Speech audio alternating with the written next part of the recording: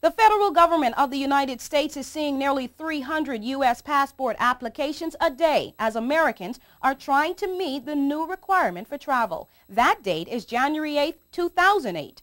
The former target for early 2007 was botched and strongly criticized as in some instances vacations were ruined. During the environmental conference in late November here in the TCI, News 4 spoke to Secretary General of the Caribbean Tourism Organization about it. Well, we are no longer concerned about it. I mean, it's an established fact that people are going to require a passport for re-entry into the United States. So we've accepted that. All we were asking for is really a postponement of the implementation. I mean, and now that it is done, it's all over but the shouting. It certainly has had an impact on a number of specific countries in our region.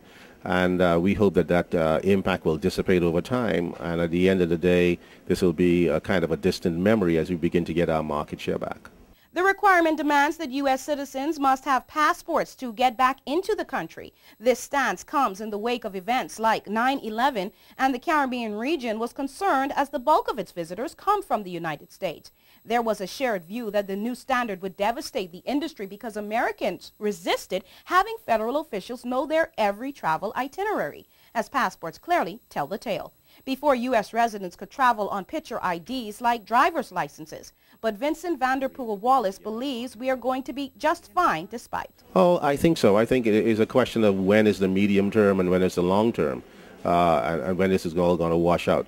I mean, the good news is, I mean, one thing that we haven't talked about is that part of the reason for the overwhelming backlog of passport applications was that large numbers of people who never intended to travel were going and getting passports. So we may find at the end of this, there are a lot more people in the United States with passports to travel overseas than there ever were before this rule came into effect. So that may be the silver lining in this cloud.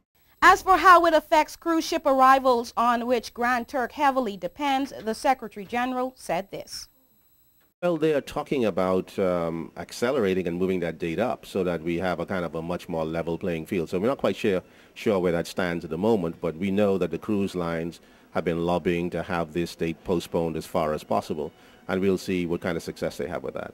Vanderpool Wallace said the competition for vacation spots is increasing, but the CTO is aiming to spearhead how the Caribbean can measure the success of the region's leading industry by economic impact and not market share or headcount.